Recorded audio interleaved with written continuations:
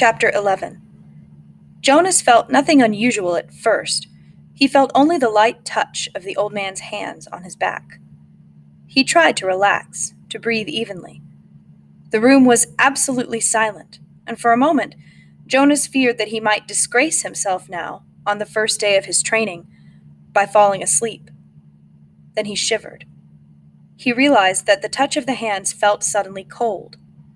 At the same instant, breathing in, he felt the air change, and his very breath was cold. He licked his lips, and in doing so, his tongue touched the suddenly chilled air. It was very startling, but he was not at all frightened now. He was filled with energy, and he breathed again, feeling the sharp intake of frigid air. Now, too, he could feel cold air swirling around his entire body. He felt it blow against his hands where they lay at his sides, and over his back. The touch of the man's hands seemed to have disappeared. Now he became aware of an entirely new sensation. Pinpricks? No, because they were soft and without pain. Tiny, cold, feather-like feelings peppered his body and face. He put out his tongue again and caught one of the dots of cold upon it. It disappeared from his awareness instantly, but he caught another and another. The sensation made him smile. One part of his consciousness knew that he was still lying there on the bed in the annex room. Yet another, separate part of his being was upright now, in a sitting position, and beneath him he could feel that he was not on the soft decorated bed covering at all, but rather seated on a flat, hard surface. His hands now held, though at the same time they were still motionless at his sides, a rough, damp rope. And he could see, though his eyes were closed.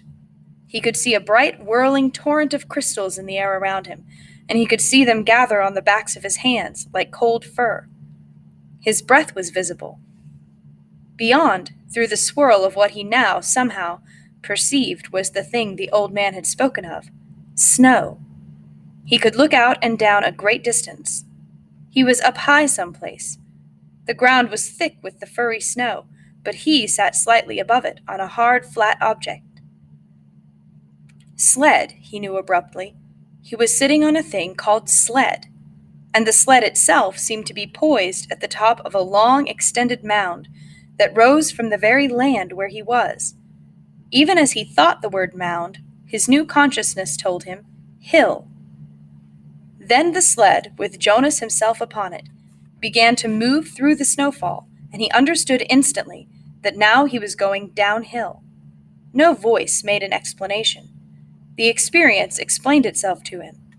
His face cut through the frigid air as he began the descent, moving through the substance called snow on the vehicle called sled, which propelled itself on what he now knew without doubt to be runners. Comprehending all of those things as he sped downward, he was free to enjoy the breathless glee that overwhelmed him, the speed, the clear cold air, the total silence, the feeling of balance and excitement and peace. Then, as the angle of incline lessened, as the mound, the hill, flattened, nearing the bottom, the sled's forward motion slowed. The snow was piled now around it, and he pushed with his body, moving it forward, not wanting the exhilarating ride to end. Finally, the obstruction of the piled snow was too much for the thin runners of the sled, and he came to a stop. He sat there for a moment, panting, holding the rope in his cold hands. Tentatively, he opened his eyes. Not his Snow Hill sled eyes, for they had been open throughout the strange ride. He opened his ordinary eyes and saw that he was still on the bed, that he had not moved at all. The old man, still beside the bed, was watching him. "How do you feel?" he asked. Jonas sat up and tried to answer honestly. "Surprised," he said after a moment. The old man wiped his forehead with his sleeve. "Whew," he said. "It was exhausting. But you know, even transmitting that tiny memory to you, I think it lightened me just a little." "Do you mean... You did say I could ask questions." The man nodded, encouraging his question. "Do you mean that now you don't have the memory of it, of that ride on the sled, anymore?" "That's right. A little weight off this old body." "But it was such fun! And now you don't have it anymore. I took it from you." But the old man laughed. All I gave you was one ride on one sled in one snow on one hill. I have a whole world of them in my memory. I could give them to you one by one 1,000 times, and there would still be more. Are you saying that we, could do it again? Jonas asked. I'd really like to.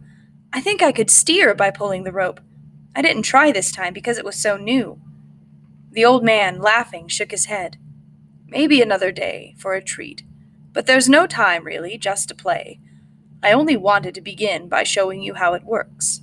Now, he said, turning businesslike, lie back down. I want to. Jonas did. He was eager for whatever experience would come next, but he had suddenly so many questions. Why don't we have snow and sleds and hills? He asked. And when did we in the past? Did my parents have sleds when they were young? Did you? The old man shrugged and gave a short laugh. No, he told Jonas. It's a very distant memory. That's why it was so exhausting. I had to tug it forward for many generations back. It was given to me when I was a new receiver, and the previous receiver had to pull it through a long time period too. But what happened to those things? Snow and the rest of it? Climate control. Snow made growing food difficult, limited the agricultural periods, and unpredictable weather made transportation almost impossible at times. It wasn't a practical thing, so it became obsolete when we went to sameness. And hills, too, he added. They made conveyance of goods unwieldy. Trucks, buses, slowed them down, so he waved his hand as if a gesture had caused hills to disappear. Sameness, he concluded. Jonas frowned. I wish we had those things still. Just now and then. The old man smiled. So do I, he said, but that choice is not ours. But, sir, Jonas suggested, since you have so much power, the man corrected him. Honor, he said firmly. I have great honor. So will you. But you will find that that is not the same as power. Lie quietly now.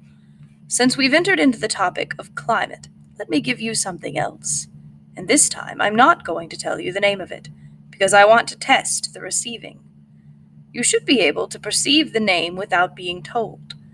I gave away snow and sled and downhill and runners by telling them to you in advance. Without being instructed, Jonas closed his eyes again. He felt the hands on his back again. He waited. Now it came more quickly, the feelings. This time the hands didn't become cold, but instead began to feel warm on his body. They moistened a little. The warmth spread, extending across his shoulders, up his neck, onto the side of his face.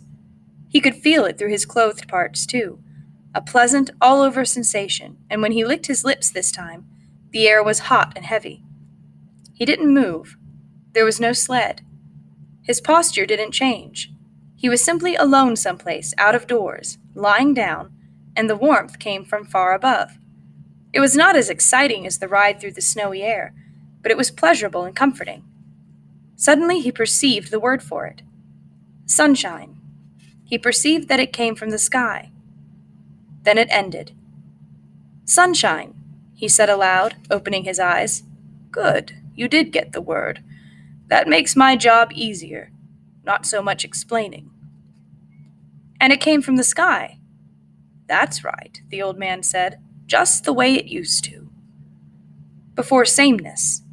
Before climate control, Jonas added. The man laughed. You receive well and learn quickly. I'm very pleased with you. That's enough for today, I think. We're off to a good start. There was a question bothering Jonas. Sir, he said, the chief elder told me. She told everyone, and you told me too, that it would be painful, so I was a little scared. But it didn't hurt at all. I really enjoyed it. He looked quizzically at the old man. The man sighed. I started you with memories of pleasure. My previous failure gave me the wisdom to do that. He took a few deep breaths. Jonas, he said, it will be painful. But it need not be painful yet. I'm brave. I really am. Jonas sat up a little straighter. The old man looked at him for a moment. He smiled. I can see that, he said. Well, since you asked the question, I think I have enough energy for one more transmission. Lie down once more. This will be the last today. Jonas obeyed cheerfully. He closed his eyes, waiting, and felt the hands again. Then he felt the warmth again, the sunshine again, coming from the sky of this other consciousness that was so new to him. This time, as he lay basking in the wonderful warmth, he felt the passage of time. His real self was aware that it was only a minute or two, but his other memory-receiving self felt hours pass in the sun. His skin began to sting. Restlessly, he moved one arm, bending it, and felt a sharp pain in the crease of his inner arm at the elbow. Ouch, he said loudly, and shifted on the bed. Ow, he said, wincing at the shift, and even moving his mouth to speak made his face hurt. He knew there was a word, but the pain kept him from grasping it. Then it ended. He opened his eyes, wincing with discomfort. It hurt, he told the man, and I couldn't get the word for it. It was sunburn, the old man told him. It hurt a lot, Jonas said, but I'm glad you gave it to me. It was interesting, and now I understand better what it meant, that there would be pain. The man didn't respond. He sat silently for a second. Finally, he said, Get up now. It's time for you to go home. They both walked to the center of the room. Jonas put his tunic back on. Goodbye, sir, he said. Thank you for my first day. The old man nodded to him. He looked drained and a little sad. Sir? Jonas said shyly. Yes? Do you have a question? It's just that I don't know your name. I thought you were the receiver, but you say that now I'm the receiver. So I don't know what to call you. The man had sat back down in the comfortable upholstered chair. He moved his shoulders around as if to ease away an aching sensation. He seemed terribly weary. Call me the giver, he told Jonas.